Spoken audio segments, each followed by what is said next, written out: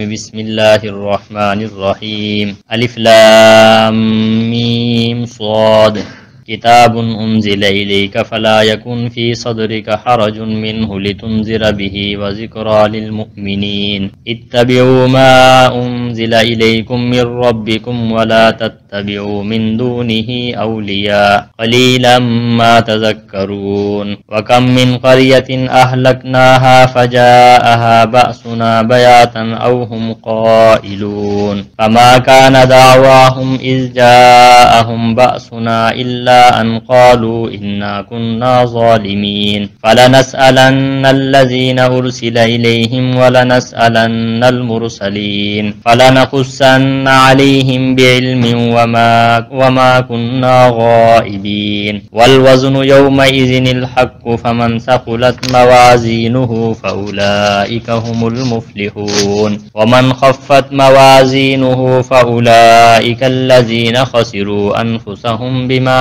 كانوا بآياتنا يظلمون ولقد مكناكم في الأرض وجعلنا لكم فيها معايش قليلا ما تشكرون صدق اللہ العظیم۔ محترم دوستو بزرگوں، آج جو آیات مبارکہ آپ حضرات کے سامنے پڑھی ہیں یہ سورت اعراف کی پہلی آیات مبارکہ ہیں۔ اس سورت کا نام ہے سورت اعراف اور یہ مکی سورت ہے۔ اس سورت کی 206 آیات ہیں اور 24 رکوع ہیں۔ پہلے بھی آپ حضرات کی خدمت میں ذکر کیا جا چکا ہے کہ قرآن مجید کی بعض صورتوں کے ساتھ مکیہ لکھا ہوا ہوتا ہے اور بعض صورتوں کے ساتھ مدنیہ لکھا ہوا ہوتا ہے۔ مکی صورتیں ان صورتوں کو کہا جاتا ہے جو نبی کریم صلی اللہ علیہ وسلم کی ہجرت کر جانے سے پہلے نازل ہوئیں، اور مدنی ان صورتوں کو کہا جاتا ہے جو نبی کریم صلی اللہ علیہ وآلہ وسلم کے ہجرت کر جانے کے بعد نازل ہوئی۔ مکی صورتوں کے اندر عام طور پہ عقائد کا ذکر ہے۔ ان عقائد میں سے سب سے پہلا عقیدہ عقیدہ توحید ہے، دوسرے نمبر پہ عقیدہ رسالت ہے اور تیسرے نمبر پہ عقیدہ آخرت ہے۔ مشرکین مکہ نے ان تین عقائد میں جھگڑا کیا، عقیدہ توحید کا بھی وہ منکر ہوئے، عقیدہ رسالت کے بھی وہ منکر ہوئے اور عقیدہ آخرت کے بھی وہ منکر تھے۔ اللہ تعالیٰ نے مکی صورتوں کے اندر زیادہ تر عقائد کا ذکر فرمایا ہے۔ بسم اللہ الرحمن الرحیم، شروع کرتا ہوں اللہ کے نام سے جو بڑا مہربان نہایت ہی رحم کرنے والا ہے۔ انسان کو ہر نیک کام کی ابتدا بسم اللہ سے کرنی چاہیے۔ نبی کریم صلی اللہ علیہ وسلم نے ارشاد فرمایا کل امر ذی بال لم یبدأ بسم اللہ فہو اقطع یا ابتر۔ ارشاد فرمایا کہ ہر وہ ذیشان کام جس کی ابتدا بسم اللہ سے نہ کیا جائے وہ بے برکتہ ہوتا ہے، اس کے اندر برکت نہیں ہوتی۔ جتنے بھی اچھے کام ہیں ان کی ابتدا بسم اللہ سے ہونی چاہیے۔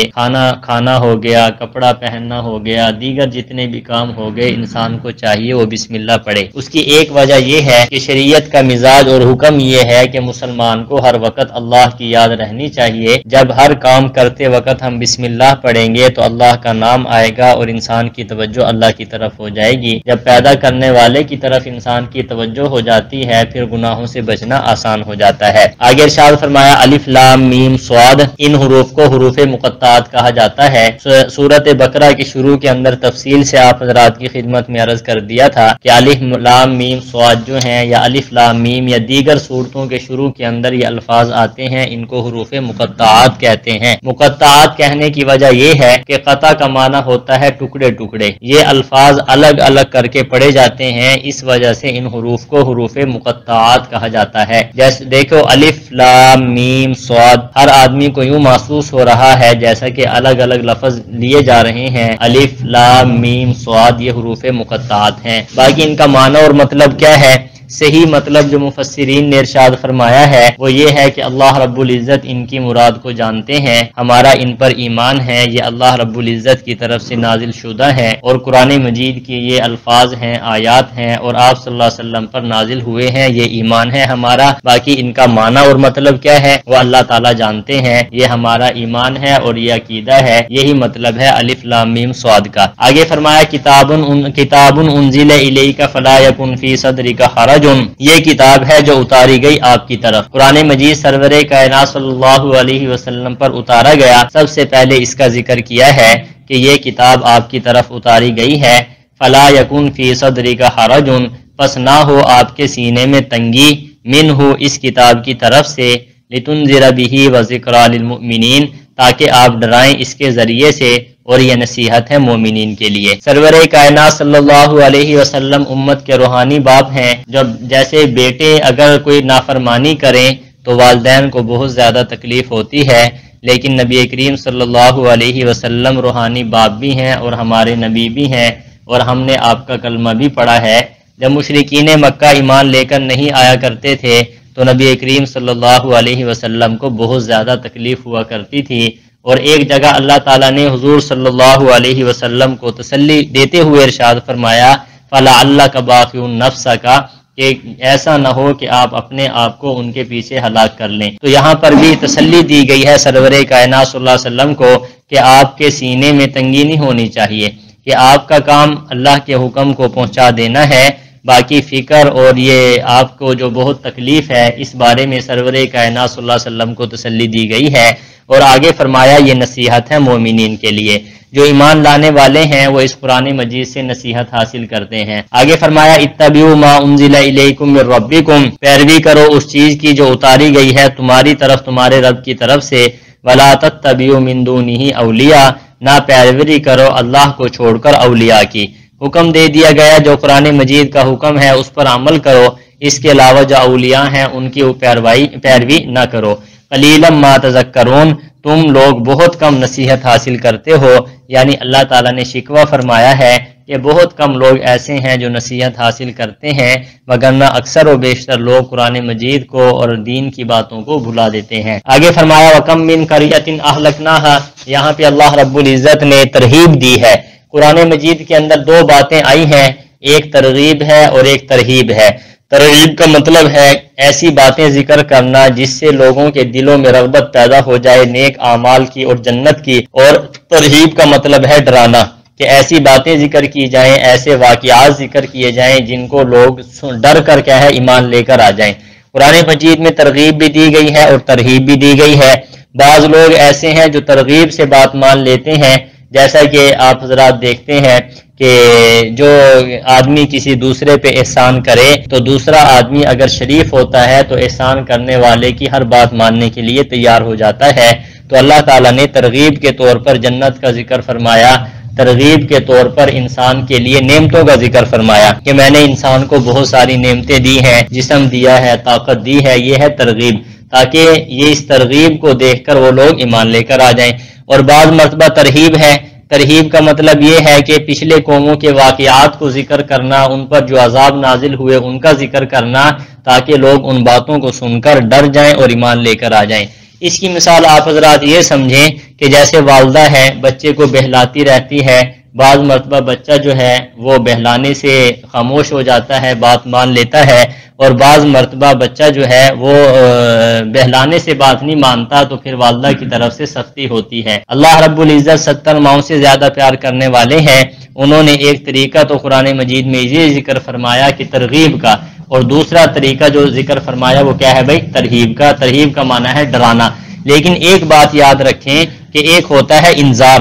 انذار اس کو کہتے ہیں کہ کسی کو ڈرایا جائے لیکن شفقت دل کے اندر ہو، احساس ہو اور اس کی خیر خواہی ہو، اسے کیا کہا جاتا ہے؟ انذار۔ جیسے ماں بیٹے کو مارتی ہے تو وہ مارتی شفقت کی بنا پر ہے کہ اس کے دل کے اندر اس کی خیر خواہی کا جذبہ ہوتا ہے۔ تو اللہ رب العزت نے یہاں پہ اسی بات کو ذکر فرمایا ہے، ارشاد فرمایا وَكَمْ مِنْ قَرْيَةٍ، وہ کتنی بستیاں ہیں، أَهْلَكْنَاهَا، ہم نے ان کو ہلاک کر دیا۔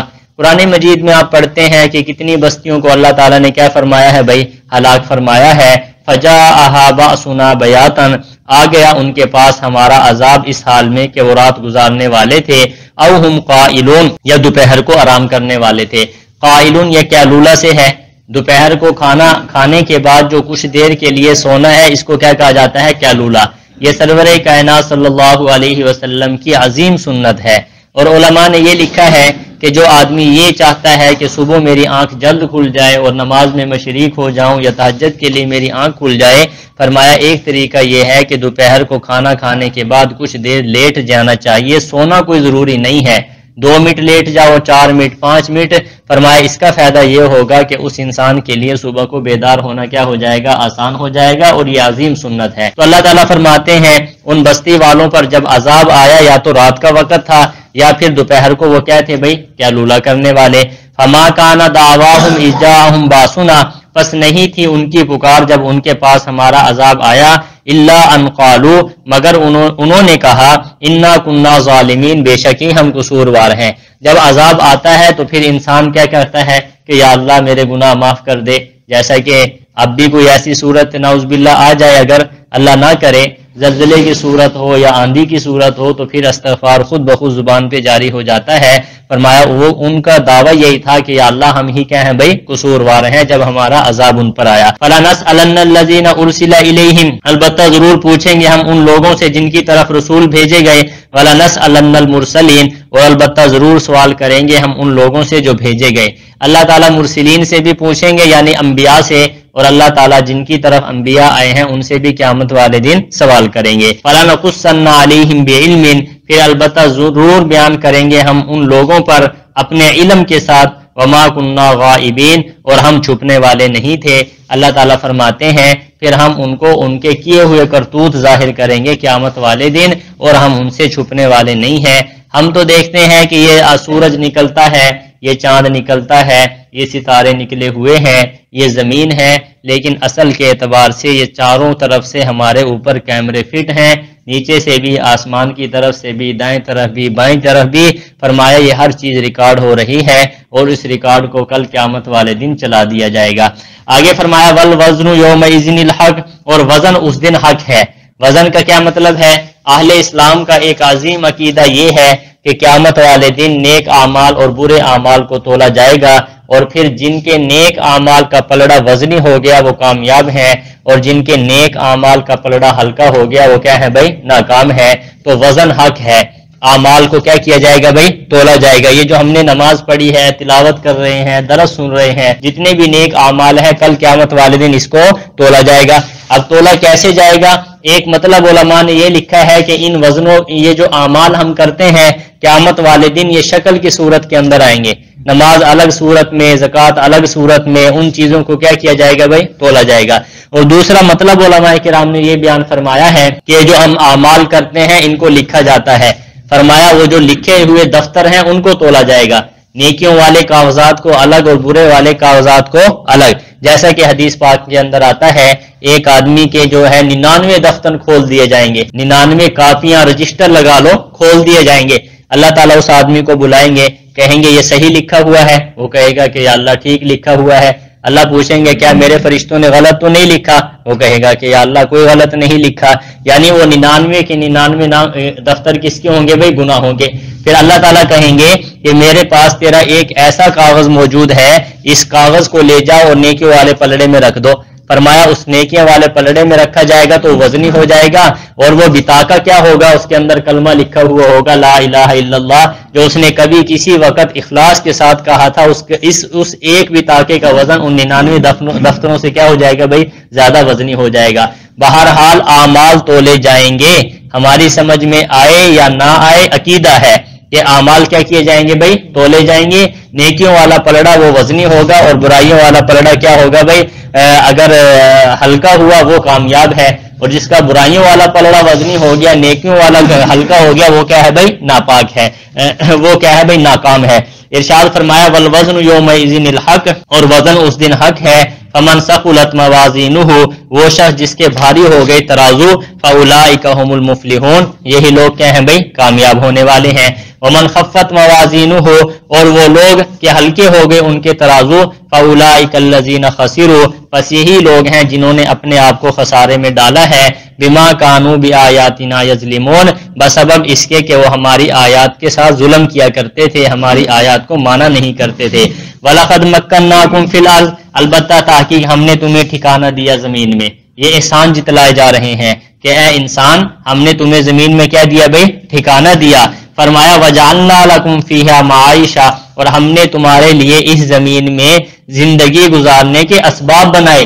معائشہ کا معنی کیا ہے، اسباب معیشت، کہ رزق کیسے کمانا ہے، زمین کے اسباب ہو گئے، آسمان کے اسباب ہو گئے، دکانداری کے اسباب ہو گئے، یہ سارے رزق کے اسباب کس نے پیدا فرمائے ہیں بھائی؟ اللہ تعالیٰ نے۔ قلیلا ما تشکرون، تم بہت کم شکر ادا کرتے ہو، یہ اللہ تعالیٰ نے گلہ فرمایا ہے کہ پھر بھی انسان کو چاہیے کہ وہ میرا شکر ادا کرے، لیکن بہت کم لوگ ایسے ہیں جو اللہ کا شکر ادا کرتے ہیں۔ اللہ تعالیٰ ہمارے درس کو قبول فرمائے۔